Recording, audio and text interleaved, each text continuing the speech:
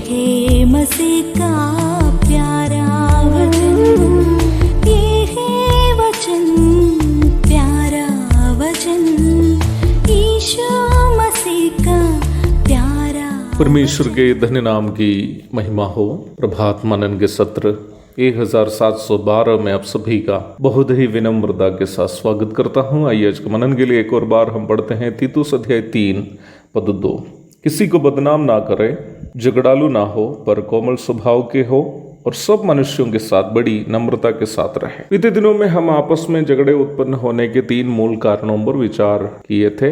यद्यपि झगड़ाए होने के बाद हम अनेकों कारण एक दूसरे पर आरोप लगाते हुए बोलते तो हैं, परंतु मैं आपको पुनः ये बात स्पष्ट करना चाहता हूँ कि समाज में हो या फिर कलीसियाओं में होने वाले सभी प्रकार के झगड़ाओं के मूल कारण श्रेष्ठता की भावना, हीनता की भावना या गलत फहमी है, अथवा सुपीरियोरिटी कॉम्प्लेक्स, इंफीरियोरिटी कॉम्प्लेक्स और मिसअंडरस्टैंडिंग है। और इन तमाम प्रकार की गड़बड़ियों का मूल कारण पाप है जो मनुष्य शरीर को प्रदूषित कर रखा है। बीते दिनों में बताई गई इन तथ्यों को दोहराने के पीछे एक महत्वपूर्ण कारण है। प्रारंभ में पढ़ी गई पद के दूसरे भाग में ये बताया गया है कि एक दूसरे के साथ हमारा क्या व्यवहार होना चाहिए। समाज में और कलीसिया में श्रेष्ठता की भावना रखने वाले, हीनता की भावना रखने वाले और गलत तरीके से हमारी बातों को समझने वाले आदि सभी हैं। हमारे अंदर भी इनमें से कई गड़बड़ी हो सकती है। कहने का तात्पर्य यह है कि झगड़ा उत्पन्न होने की संभावना हर जगह है। प्रेरित पौलुस तीतुस को इन बातें याद दिलाने का एक महत्वपूर्ण कारण क्रेते के लोग ही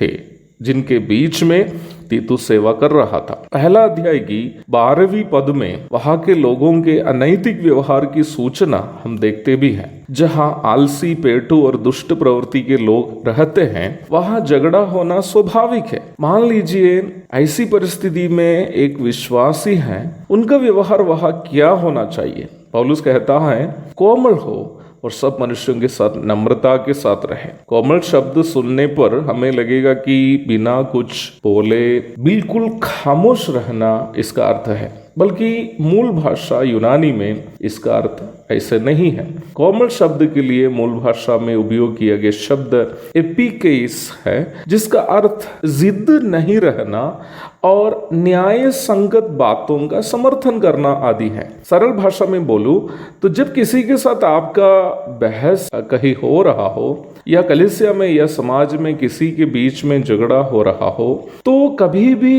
एक पक्ष के समर्थन अंधाधुंध नहीं करना, बल्कि जो सही है उसी बात को सही कहना। परंतु यह एक संदेहास्पद बात है। मान लीजिए हम जिस बात का समर्थन कर रहे हैं वही सही हो, परंतु अगला उसे मानने के लिए तैयार नहीं है, तब क्या करेंगे? इस प्रश्न का जवाब हिंदी बाइबल में इस प्रकार दिया है कि सब मनुष्यों के साथ नम्रता के साथ रहे। इसका मतलब क्या यही है कि हम अगले की गलत बात का समर्थन चुपचाप करें? समर्थन करना अर्थ इसका नहीं है।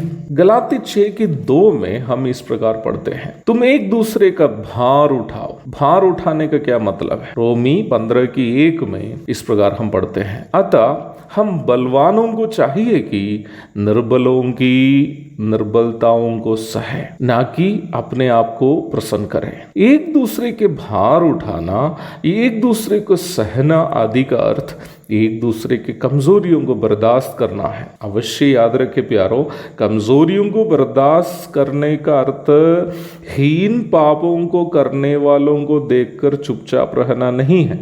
ऐसे लोगों के संबंध में दूसरी आयत है। यहाँ पर हीन पापों को करने वाले विश्वासियों को बर्दाश्त करने के लिए नहीं बताया गया है। उनके बारे में 1 कुरिन्थी 5:11 से 13 तक के पदों में आप देख सकते हैं, समय निकाल कर पढ़ लीजिएगा। यहाँ पर एक दूसरे के कमजोरियों को उठाने का मतलब जिस प्रकार हीनता की भावना, श्रेष्ठता की भावना या गलत फहमी आदि के कारण जो मनमुटाव में रहते हैं उनकी मानसिकता को बर्दाश्त करना, वही है इस भाग में एक दूसरे का भार उठाना या सहना आदि का अर्थ। हमारे बीच के ऐसे लोगों को जो बिहेवियरल डिसऑर्डर्स या स्वभाव की गड़बड़ियों के कारण हमसे नाराज हो, तो ऐसे लोगों की कमजोरी समझ करके, उन्हें कमजोर व्यक्ति समझकर उनको हमें बर्दाश्त करना है। प्रारंभ में पढ़ी गई पद में बताया गया नम्रता भी वास्तव में एक दूसरे की कमजोरियों को सहना है। आइए हम भी एक दूसरे की कमजोरियों को सहने वाले बन सके, उसके लिए परमेश्वर का प्रेम हमारे मनों में भरने की अनिवार्यता है। प्रभु उसके लिए हम सबकी मदद करे। आमीन। भोजन है